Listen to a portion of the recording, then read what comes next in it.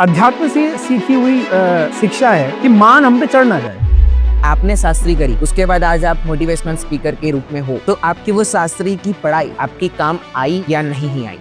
हमारा पशु जैसा जीवन है। अगर हम सिर्फ कमा रहे हैं, खा रहे हैं और सो रहे हैं, हम सिर्फ खाने और सोने का काम कर रहे हैं और मंदिर जाने में भी जोर आए, प्रवचन सुनने में भी जोर आए, एक किताब पढ़ने में जोर आए, तो हमसे बड़ा अभागा कोई नहीं।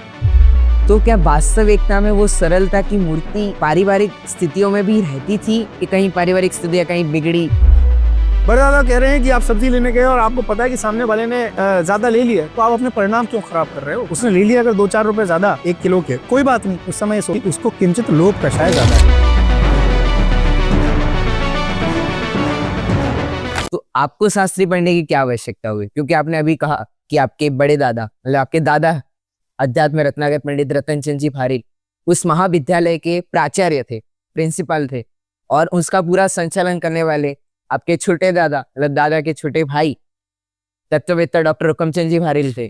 तो आपका पूरा परिवार ही एक वरिष्ठ विद्वानों के साथ था।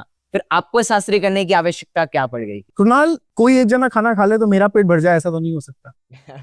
तो इसीलिए निश्चित रूप से दोनों दादा से हमें प्रेरणा मिली। हमारे परिवार में सब मिला के मुझे लगता है 19-20 विद्वान होंगे।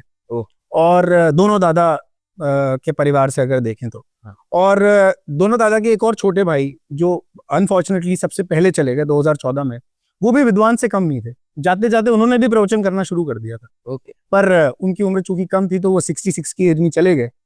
तो उनको भी पूरी रुचि थी। मेरे परदादा, उन्होंने भी, आज भी ऐसे लोग मिल जाते हैं जो ये कहते हैं कि हमने तो दादा के भी पिताजी से पढ़ा है। तो मेरे परदादा ने भी पाठशाला पढ़ाना शुरू कर दिया था, तो उनको भी बहुत गहरी रुचि थी। तो ये अब 4th-5वीं जनरेशन तक चला आ रहा है। तो हम इस मामले में बहुत भाग्यशाली हैं कि हम ऐसे परिवार में जन्म लिया। पर चूंकि किसी एक के पढ़ जाने से हम पढ़ जाते, ऐसा तो नहीं था। तो इसीलिए अपना पेट तो खुद ही भरना पड़ेगा। कोई चबाकर भी दे दे आपको, कुछ मिक्सी में घोल कर भी दे दे, पर गिटकना तो आपको ही पड़ेगा।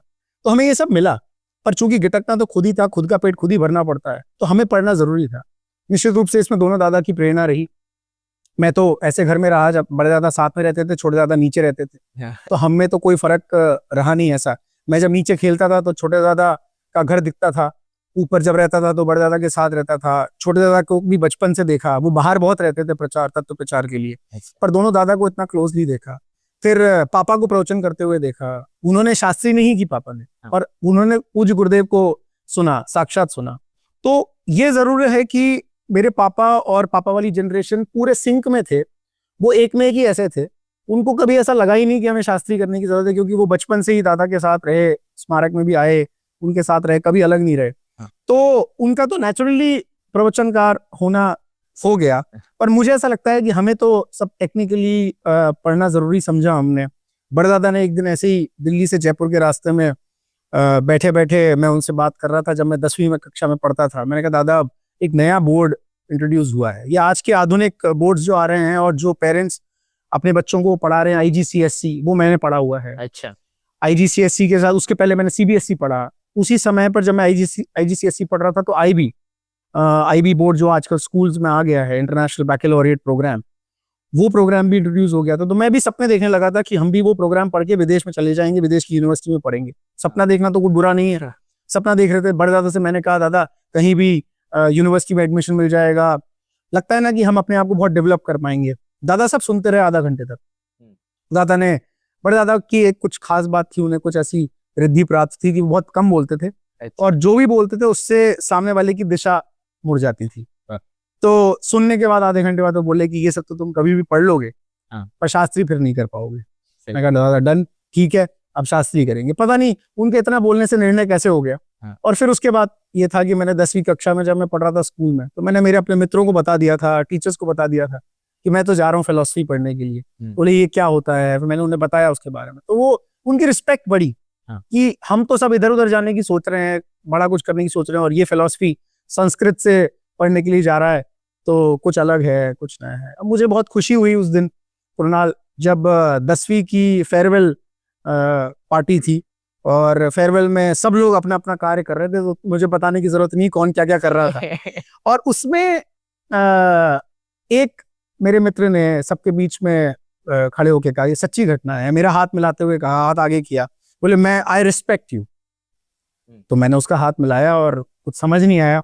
उसने कहा कि सामने सब लोग सब कुछ कर रहे हैं, रात्रि भोजन चल रहा है, जिसको जो करना है वो खा पी रहा है, और तुम किसी भी चीज को हाथ नहीं लगा रहे हो, और फिर तुम्हारा अपना एक भविष्य तुमने तय कर लिया ऑलरेडी कि तुम अब एक और अलग कोर्स, फिलॉसफी का कोर्स करने जा रहे हो, इसलिए मैं तुम्हारी रिस्पेक्ट करता हूँ। तो वरना इस माहौल में ऐसा रहना, अनटच रहना सबसे कितनी बड़ी बात है। तो मुझे याद है मैं दोस्तों की जन्मदिन पार्टी में जाता था। देखो पार्टी में ना जाए ऐसा नहीं हो सकता, जब बच्चे हैं, जन्मदिन हो रहा है किसी दोस्त का, तो जाते थे। तो हमारे टाइम पे तो हर केक में अंडा डलता था, पर मुझे याद है कि मैं और सिद्धि, मेरी सिस्टर, हम किसी बर्थडे पार्टी में अगर गए तो हमारे लिए घर का बना हुआ केक अलग से रखा रहता था, और जिसका जन्मदिन होता था वो 2 केक काटता था, एक हमारे लिए अलग से केक काटता था, और एक जो जनरल बाजार का केक होता था वो काटता था। तो हमारे लिए खाना अलग से बनता था, दिन में वो हमको देते थे, 4 बार पूछने आते थे। तो ये सब चीजों से आप एक अलग पहचान ऑलरेडी बना लेते हैं। तो धर्म से दूर जाने की जरूरत नहीं है, शास्त्री से दूर जाने की जरूरत नहीं है। अध्यात्म जो है वो सच्चाई है, वो अल्टीमेट पाथ है। हम उससे दूर जाकर अपने आप को धोखा देते हैं, इसीलिए लोग समझ नहीं पाते, और ये समझाने की उन्हें जरूरत है।